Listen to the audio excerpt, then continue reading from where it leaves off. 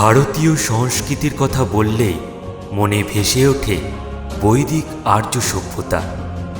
বহু শতাব্দী প্রাচীন ঐতিহ্যময় এক ইতিহাস। তবে এরও আগে ভারতীয় উপমহাদেশে ছিল ঐতিহ্যময় হরপ্পার মতো নগরের অস্তিত্ব। সেই প্রাচীন ইতিহাস আজও অজ্ঞাত লিপির আধারেই যেন প্রতীক্ষারত নতুন আবিষ্কারের আশায়। তবে আজকের গল্পের মাপকাঠির উপস্থাপনায় জেগে উঠবে সেই অজানা ইতিহাস। মৃত নগরীর ধ্বংসস্তূপের বুকে ঘুমিয়ে থাকা ইতিহাস শোনাবে এক নতুন গল্প। আজকের গল্পে ওলটপালট চ্যানেল থেকে আছে সায়ন, সৌনভ ক্রিয়েশন থেকে নবনীতা, গল্প কাহিনী ও তান্ত্রিকোলজিস্ট থেকে জয়, মিষ্টি স্টোরিজ থেকে পার্থ, হরেক রকম চ্যানেল থেকে আছে অপূর্ব। শুনতে থাকুন আমাদের আজকের উপস্থাপনা। লেখক অরিত্র দাস রচিত ঐতিহাসিক উপন্যাস মহাসিন্ধুর পথে, প্রথম পর্ব।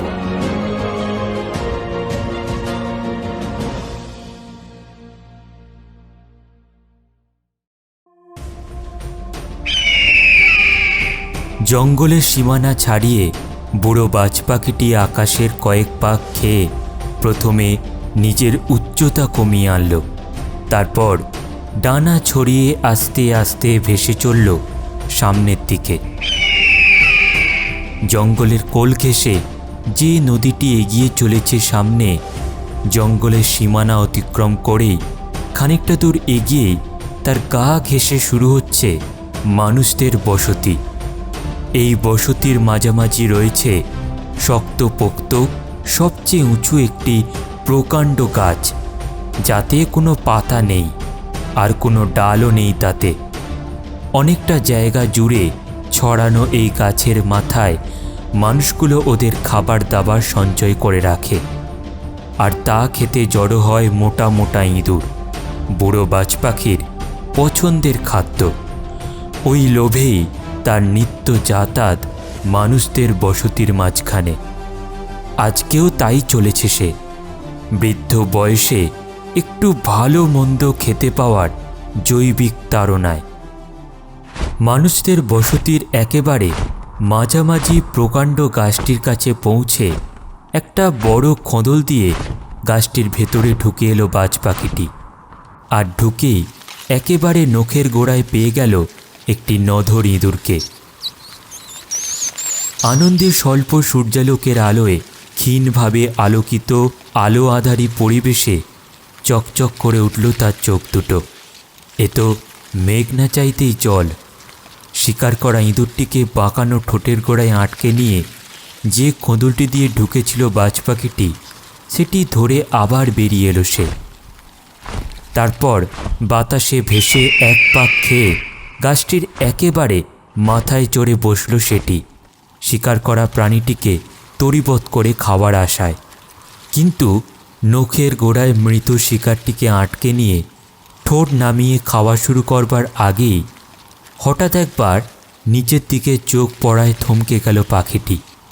স্থির বিস্মিত গোল গোল অবাক চোখে সে কিছুক্ষণ তাকিয়ে রইল নিচের দিকে। নিচে তখন ডানা ছড়িয়ে যেন অভিসারে ব্যস্ত সুসজ্জিত হরপ্পা নগরী। নগরীকে ঘিরে বিরাট উঁচু প্রাকার। সেই প্রাকারের ভিতর আবার পরিষ্কার দুটি অর্ধ। প্রথম বৃহত্তম অর্ধটিতে 5 মিশালি লোকজনের ভিড়।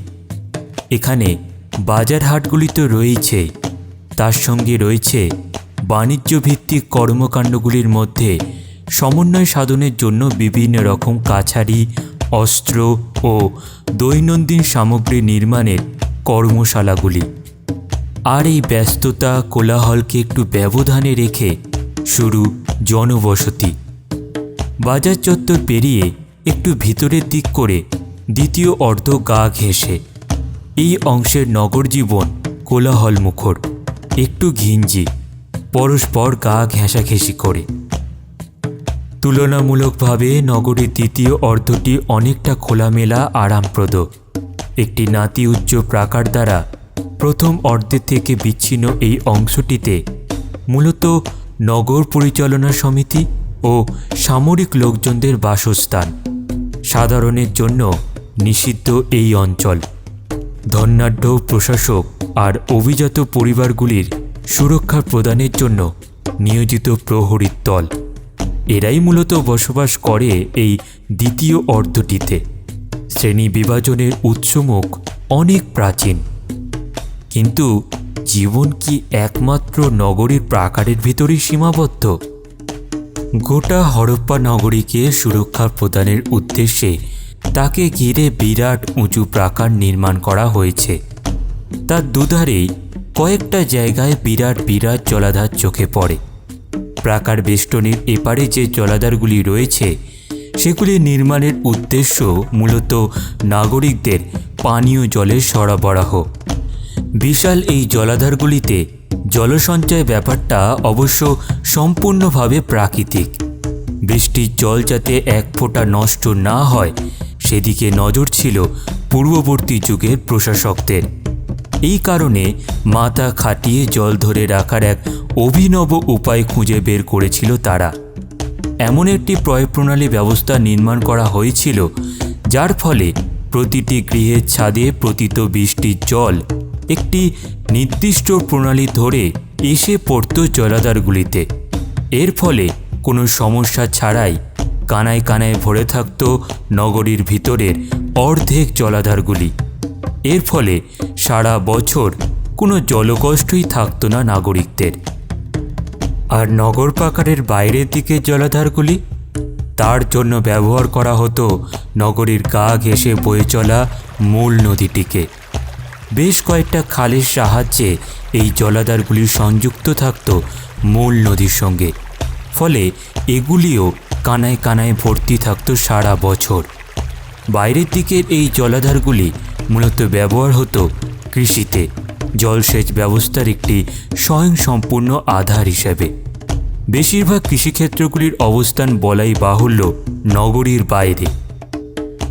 এই কৃষিক্ষেত্রগুলির আশেপাশে গজিয়ে উঠেছিল কয়েকটি ঘর নিয়ে মধ্যম আকৃতির একটি জনবসতি। মূলত নিচু শ্রেণীর ভাগচাষী, ক্ষেতমজুর ও অন্যান্য পেশার ও শ্রেণীর দরিদ্র মানুষদের নিয়ে তৈরি হয়েছিল এই জনবসতিটি।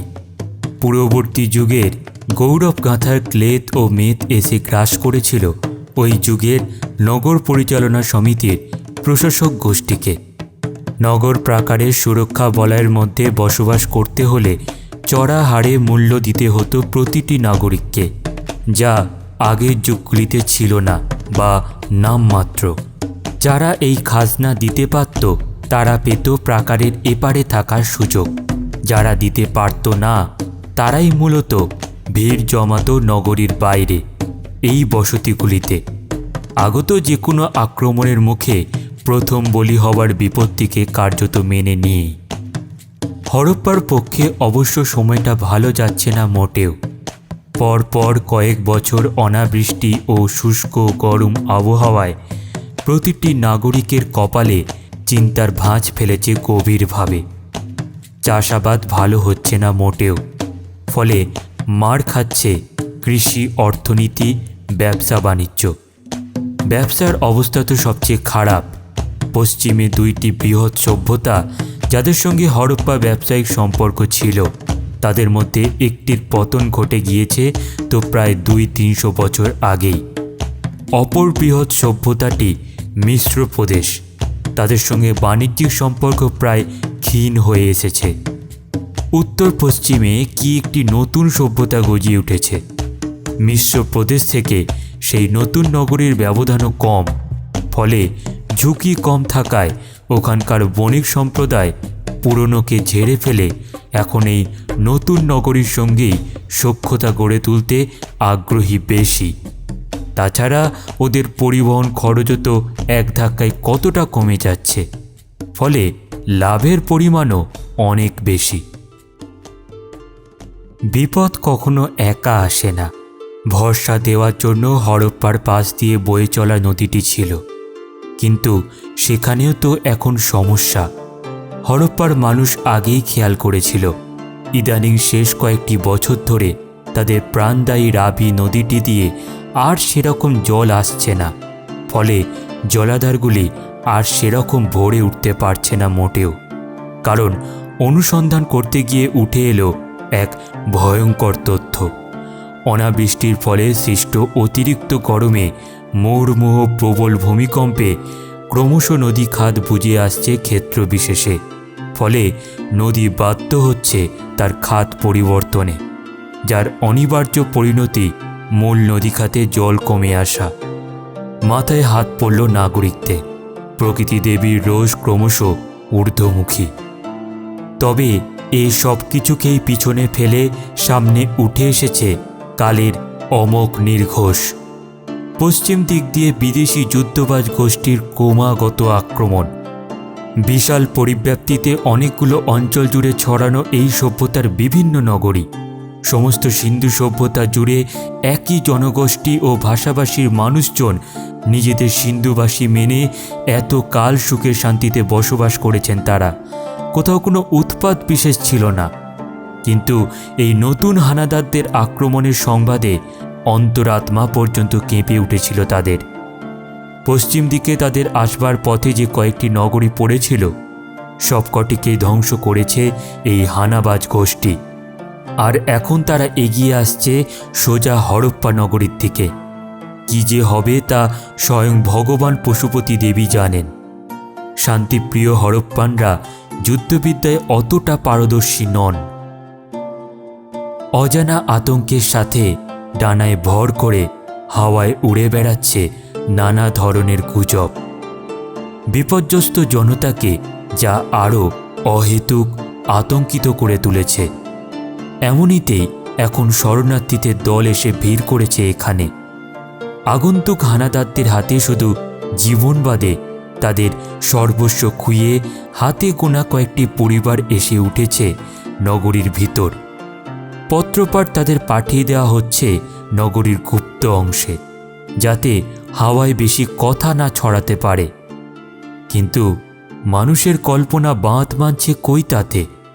এই হানাদাররা নাকি উন্নত যুদ্ধাস্ত্র ব্যবহার করছে, এক অজ্ঞাত ধাতু যা বারংবার ব্যবহারযোগ্য। তা দিয়ে এমন এক অস্ত্র নির্মাণ করেছে যা বহু দূর থেকে ক্ষেপণযোগ্য।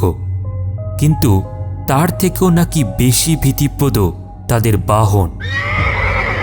পাতাল লোক থেকে উঠে আসা এমন এক দানবীয় জীব তাদের বাহন, যেমনটি কোনো মেলুহা কোনোদিন চোখে দেখেনি। এই জন্তুর চোখ আর নিঃশ্বাস দিয়ে নাকি আগুন বেরোয়। তাদের পায়ের দাপটে নাকি কেঁপে ওঠে পায়ের নিচের মাটি।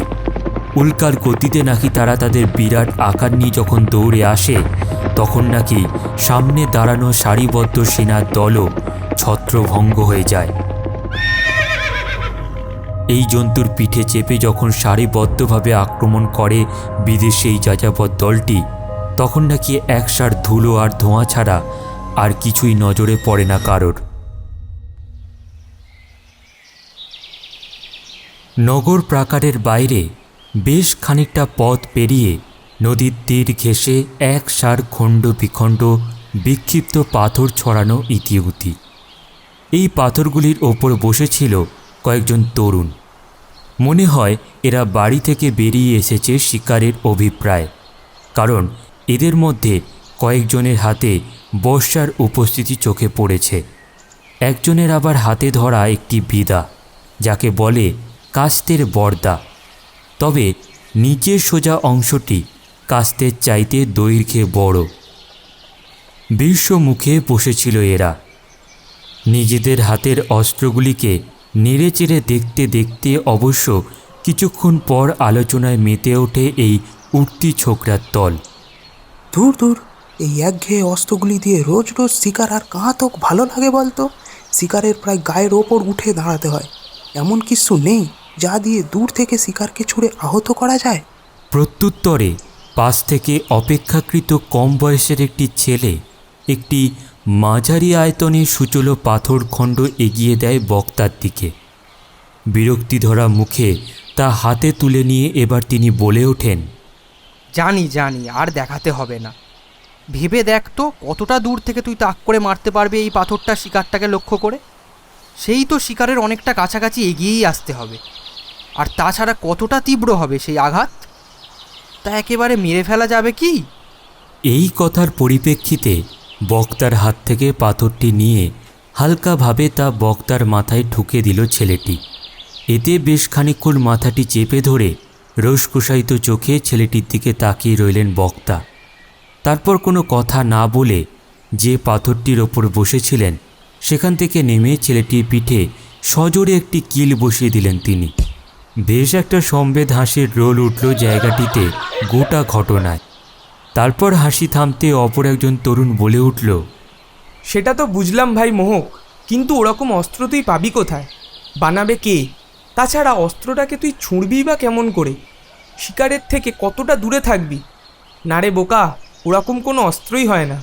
পিঠে কিল খাওয়া ছেলেটি নিজের পিঠে হাত বুলোচ্ছিল অনেকক্ষণ ধরে।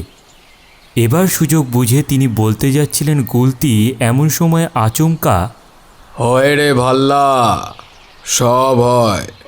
পিছন থেকে হঠাৎ এই কথা ভেসে আসাতে সকলেই ঘাড় ঘুরিয়ে তাকালেন বক্তার দিকে। দেখা গেল সেও এক অল্প বয়সী তরুণ, যদিও সেখানে উপস্থিত অন্যান্য তরুণ বা কিশোরীদের থেকে অনেক বেশি সুগঠিত তার দেহ। বেশ বলশালী ও ক্ষিপ্র মনে হলো তাকে। তার কাঁধে আর হাতে কিছু বিচিত্র বস্তু বহন করে আনছিলেন তিনি। এর জন্যই বোধহয় অপেক্ষা করছিলেন বাকিরা। তার কারণ তাকে দেখতে পেয়েই হর্ষধ্বনি করে উঠলেন সকলে। জয় ময়লানাথ জয়।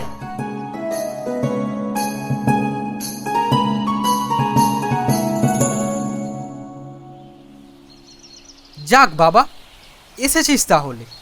আমি তো ভেবেছিলাম আমাদের নগরপালের একটি মাত্র ছেলে আজকে বোধহয় আর এলোই না। কোনো না কোনো মহান কার্যে নিশ্চয়ই আটকে পড়েছে সে। নবাগত তরুণটির বহন করে আনা বিচিত্র সামগ্রীগুলির দিকে তাকাতে তাকাতে বলে উঠলেন মোহক নামক একটি তরুণ, আরে বাবার চোখ এড়িয়ে এই দুটো জিনিস আনতেই তো দেরি হয়ে গেল। কি এগুলো? অকুস্থলে উপস্থিত সবকটি ছেলে মিলে ঘিরে ধরল নবাগত কিশোরটিকে। বোঝাই গেল সকলেই সমান উৎসাহ এই বিচিত্র বস্তুগুলিকে নিয়ে। একটু হেসে নিলেন তরুণটি তার বন্ধুদের উৎসাহ দেখে। তারপর বললেন, এইমাত্র তোরা যে বিষয়টি নিয়ে কথা বলছিলি, শিকারকে দূর থেকে আহত করার ব্যাপারে, আরে আঘাত প্রবলতর করে তাকে মেরে ফেলবার বিষয়, এই দিয়ে কিন্তু তা করা সম্ভব। এর সাহায্যে দূর থেকে শিকার করা সম্ভব। একটা উদাহরণ দেখবি? হ্যাঁ দেখবি। সকলকে সরে দাঁড়াতে বলে দূরে একটি মধ্যম আকৃতির পাথরখণ্ডের দিকে মুখ করে সোজা হয়ে দাঁড়ালেন নবাগত তরুণটি। তারপর কাঁধ থেকে খুলে আনলেন লম্বা বাঁকানো ডালের মতো দেখতে বস্তুটি। তার দুটি বাঁকানো প্রান্ত আবার একটি দড়ি দিয়ে পরস্পর সংযুক্ত ছিল। এরপর সঙ্গে আনা তিনটি সরু কঞ্চির মধ্যে একটিকে বাছাই করে সেটিকে বাঁকানো ডালের সঙ্গে আটকে নিলেন তিনি। দড়ির মধ্যে আটকে রইল তা। এবার ওই একই দড়িকে কঞ্চি সমেত এত জোরে টানলেন তিনি যে দড়িটি পিছিয়ে প্রায় তার কানের কাছে চলে এলো। তারপর হঠাৎ দড়িটিকে ছেড়ে দিতেই একটি আওয়াজের সাথে দড়িটি আবার ফেরত চলে এলো নিজের আগের অবস্থায়। আর কঞ্চির মতো দেখতে বস্তুটি সোজা সরলরেখা ধরে এগিয়ে গেল সামনের দিকে। মধ্যিখানের অতটা পথ উড়ে যখন সেটি আঘাত করল সামনের পাথরগুলিকে, হাঁ করে দাঁড়িয়ে রইলেন সকলে, যেন নিজের চোখকে বিশ্বাস করতে পারছেন না কেউই।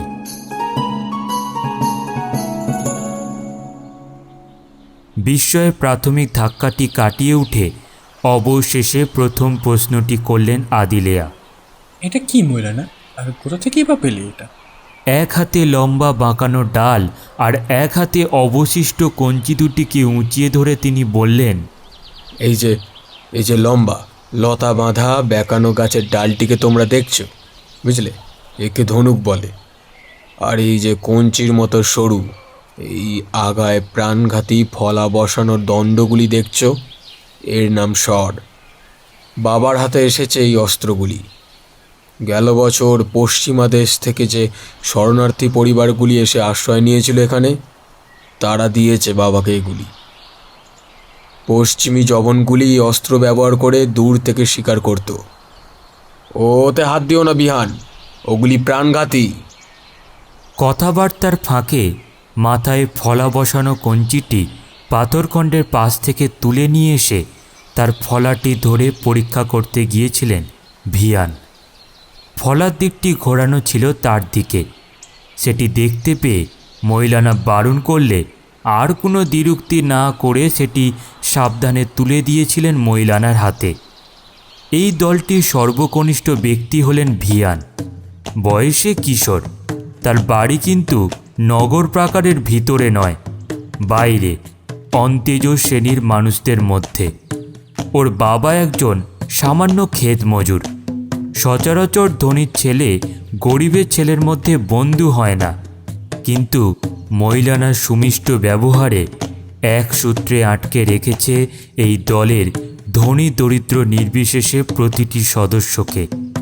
এই কারণে নিজের বন্ধু মহলে এতটা জনপ্রিয় মৌলানা। খুব বুদ্ধি খাটিয়ে এরকম একটি অস্ত্র বের করেছে বটে, সাদা মূর্খ মর্কটগুলো। বিশেষ প্রজাতির স্থিতিস্থাপক কোনো গাছের ডালকে বাঁকিয়ে তাতে বিরাট শক্ত করে ওরা বেঁধে রেখেছে এই লতাটিকে, একদম টান টান করে। একে বোধহয় ওরা শিলা বলে। একে ধরে টানলেও দেখো, দেখেছো, ছিঁড়ে আসছে না, দেখলে? আর মাথায় ফলা বসানো এই সরু কঞ্চির মতো বস্তুগুলিকে ওরা স্বর বলে। ধনুকে কায়দা করে এই স্বরটিকে আটকে স্বর সমেত এই ছিলা ধরে টেনে দিলে একেবারে সজোরে জ্যামুক্ত স্বর লক্ষ্য বস্তুকে গিয়ে আঘাত করবে। আঘাতের তীব্রতা আর কোথায় গিয়ে আঘাত করলো তার উপর নির্ভরশীল প্রাণটি মরবে কি মরবে না। বিস্মিত হয়ে সকলে শুনছিলেন মৌলানার কথা। এবার তা শেষ হতেই সকলে ফিরে তাকালেন অস্ত্রটির দিকে। কি সাংঘাতিক এই স্বর নামক অস্ত্রটি! এর শক্তি তো সাধারণ পাথরের অস্ত্রের থেকেও তীব্রতর। কতটা পথ অতিক্রম করে এটি আঘাত করল প্রস্তরখণ্ডটিকে তা তো তারা নিজের চোখেই দেখেছেন। এইটুকুনি টানলেই এতটা পথ এগিয়ে যেতে পারে, এটা যেন কারোর বিশ্বাসই হতে চাইছে না। শরণার্থীর পরিবারের কাছে এই অস্ত্রগুলো কিভাবে এলো? জিজ্ঞেস করলেন মোহক। বিষয়টি সম্পর্কে বিশেষ কৌতূহলী তিনি। ওই আমাদের মোগবাখুড়োকে মনে আছে? হ্যাঁ, বাণিজ্যের জন্য নসরা নগরীতে যান।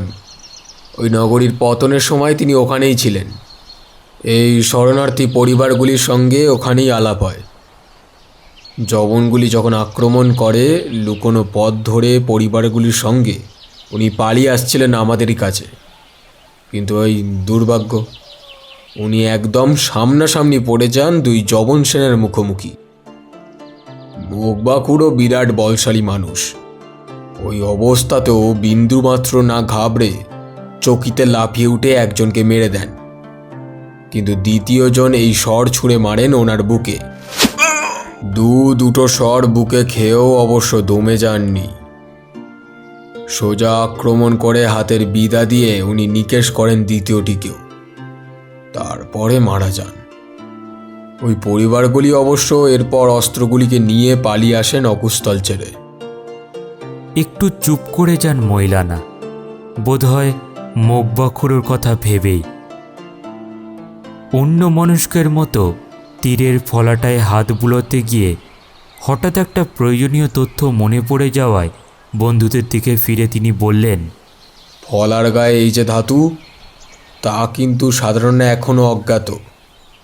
প্রকৃতিতে এই ধাতু আমরা আগেই দেখেছি, কিন্তু কিভাবে একে আমরা মাটি থেকে তুলে আনব এবং কিভাবে একে ব্যবহার করব তা কিন্তু আমরা এখনও জানি না, বুঝে উঠতে পারিনি। এই সাদা মুখো ভূতগুলি আদিম যাযাবর মর্কট হতে পারে, কিন্তু এরা এই অসম্ভবকে সম্ভব করে দেখিয়েছে।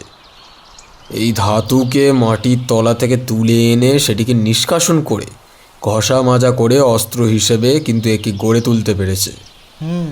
কি নাম এই ধাতুর? হ্যাঁ, ওরা এই ধাতুর নাম দিয়েছে লৌহ। আমরা একে ডাকি লোহা বলে। বাবা যা বললেন আর কি। খুব শক্ত এই ধাতু, বারংবার ব্যবহার করলেও এর দ্বারা নির্মিত অস্ত্রগুলি ভেঙে বা বেঁকে যায় না।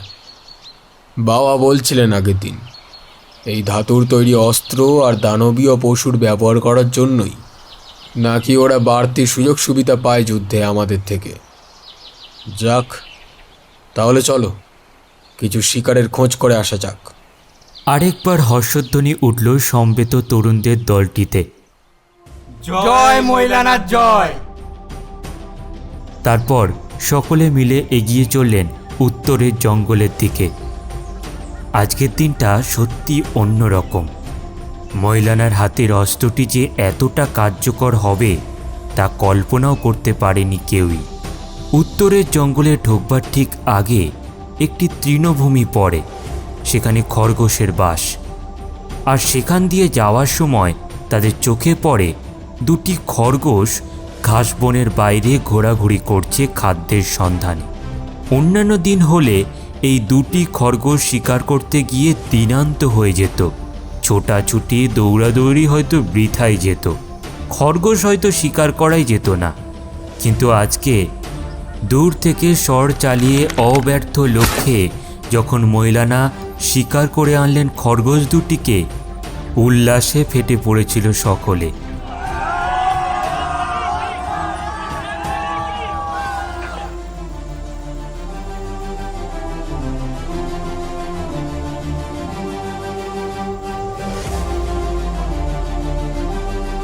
অল্প পরিশ্রমে যদি কর্ম উদ্ধার হয় তবে এর থেকে আনন্দদায়ক আর কি হতে পারে।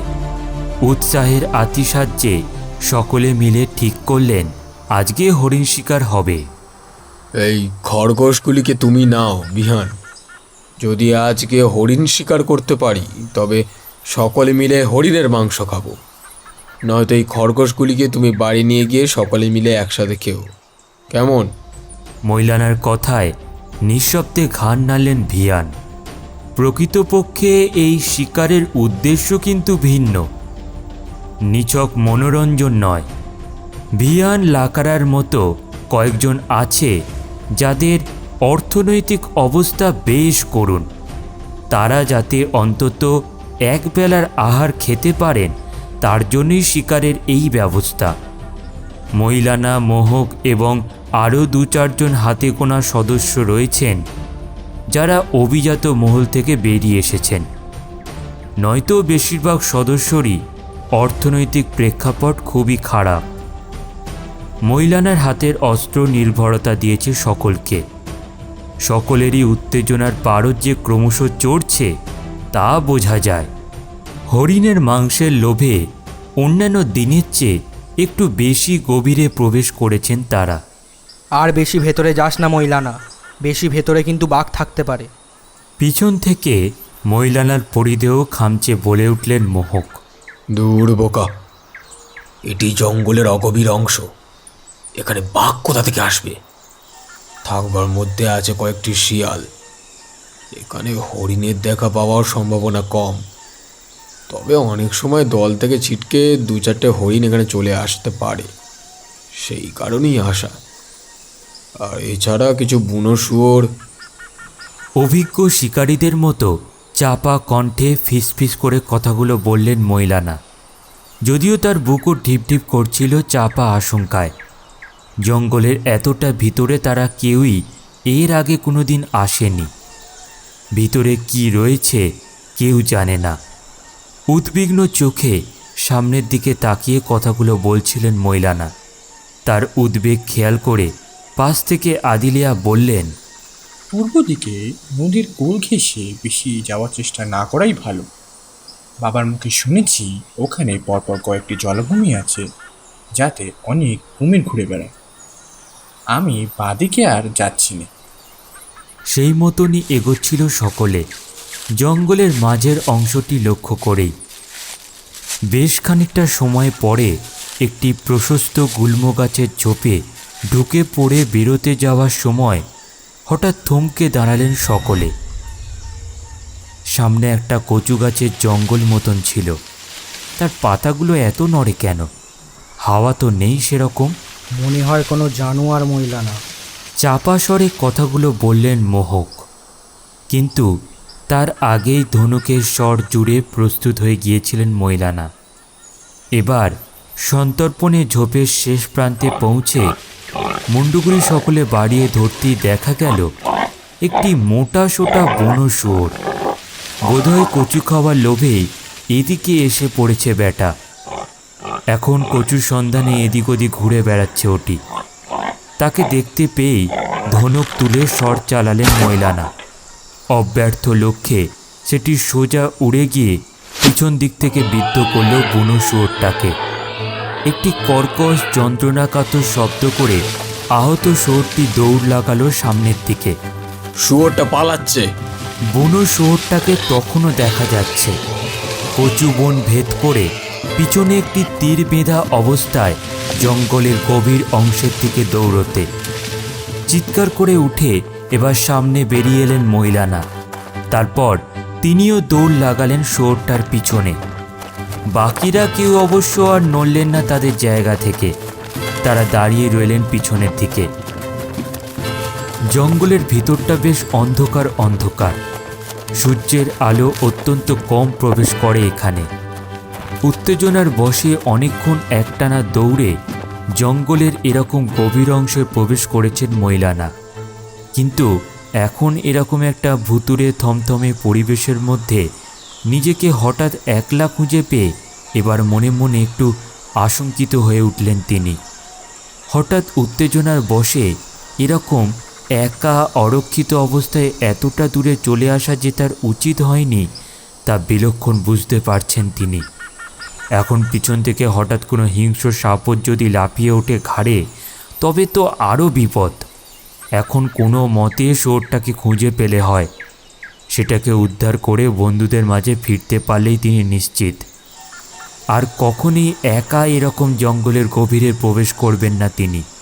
তার মন বলছে আহত শুয়োরটি এর থেকে বেশি দূর যেতে পারেনি। যা রক্ত বেরিয়েছে তাতে ওটার এখানেই কোথাও মরে পড়ে থাকবার কথা। ওই তো ওইদিকে অন্ধকারে কি একটা পড়ে রয়েছে না? এ তো মনে হচ্ছে, হ্যাঁ হ্যাঁ হ্যাঁ হ্যাঁ, ওই ওই ওই তো ওই শুয়োরটা। আনন্দে বুক নেচে ওঠে মৈলানার। এতক্ষণে ধরে প্রাণ এলো তার। দ্রুত পদে সেটির দিকে এগিয়ে গেলেন তিনি। প্রথমেই সেটির গায়ে বিঁধে থাকা নিজের শর্টটি খুলে নিলেন তিনি। শুয়োরটা মরেছিল মুখটা মাটির দিকে করে। এবার ঠ্যাং চেপে ধরে সেটিকে উল্টে ধরতেই বিস্ময়ের চোখ বড় বড় হয়ে এলো তার। মুখ হা হয়ে গেল শুয়োরটির মৃতদেহের দিকে তাকিয়ে। এটা কি? বুনো শুয়োরটার দিকে একবারই তীর চালিয়েছেন মৈলানা, যেটি তাকে বিদ্ধ করে পিছন দিক থেকে। সেই তীরটি এসেই খুলে নিয়েছেন তিনি। হিসেব মতন আর কোনো তীর থাকবার কথা নয় এখানে। তাহলে এর ঘাড়ের কাছে এই দ্বিতীয় তীরটি এলো কোথা থেকে? কে মারল এই তীর? ভয়ের রেখা ফুটে উঠল মৈলানার চোখে মুখে। হ্যাঁ, এতক্ষণে বেশ ভয় পেয়েছেন তিনি। চুপ করে দাঁড়িয়েছিলেন মৈলানা। এমন সময় পিছন থেকে একটি চাপা খসখসে শব্দ পেয়ে চমকে উঠে পিছনের দিকে তাকাতে যাবেন তিনি, এমন সময় বলিষ্ঠ হাতের একটি প্রকাণ্ড রদ্দা এসে পড়ল তার ঘাড়ে। অজ্ঞান হওয়ার আগের মুহূর্তে তিনি দেখতে পেলেন দাড়ি গোঁফের জঙ্গলে ঢাকা, মুখে কটা চোখের প্রখর একটি দৃষ্টি সোজা নিবন্ধ তার দিকে। এর থেকে বেশি আর কিছু দেখতে পেলেন না। এরপরই বিশ্ব চরাচর অন্ধকার হয়ে আসে তার চোখের সামনে।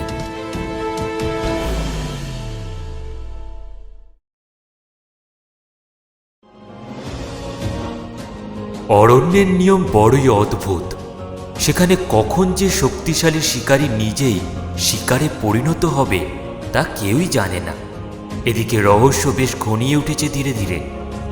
আর কি ভবিষ্যৎই বা অপেক্ষা করছে সাহসী মহিলানার জন্য? এতক্ষণ শুনছিলেন আমাদের আজকের উপস্থাপনা, লেখক অরিত্র দাস রচিত ঐতিহাসিক উপন্যাস মহাসিন্ধুর পথে প্রথম পর্ব। আমাদের আজকের গল্পে কণ্ঠ দিয়েছেন সায়ন মিশ্র, সুদীপ্ত, অভিরূপ, সায়ন সরকার, কৌস্তব। কথক সূত্রধার ও পোস্টার ডিজাইনে ছিলাম আমি, তিতাম। সাউন্ড ডিজাইনে Kaustav. Introduction script writing Souvik. সব শেষে বিশেষ ধন্যবাদ দেব লেখক অরিত্র দাসকে প্রতিটি পদক্ষেপে আমাদের সহযোগিতা করার জন্য। মিস্টিক টিউনস অফ টেলস নামে লেখকের একটি ইউটিউব চ্যানেল আছে। ভালো ভালো গল্প শুনতে চাইলে চ্যানেলটিকে সাবস্ক্রাইব করতে ভুলবেন না। ডেসক্রিপশন বক্সে চ্যানেলের লিঙ্ক দেওয়া হলো। গল্পটি ভালো লাগলে আমাদের মূল্যবান মতামত দিতে ভুলবেন না। আর সবশেষে একটাই অনুরোধ, সাবস্ক্রাইব করে সাপোর্ট করুন আমাদের এই ছোট্ট প্রয়াসকে। আগামী দিনে এর দ্বিতীয় পর্ব নিয়ে হাজির হবে আমাদের চ্যানেল গল্পের মাপকাঠি। ততদিনে সবাই সুস্থ থাকুন, ভালো থাকুন। শুভরাত্রি।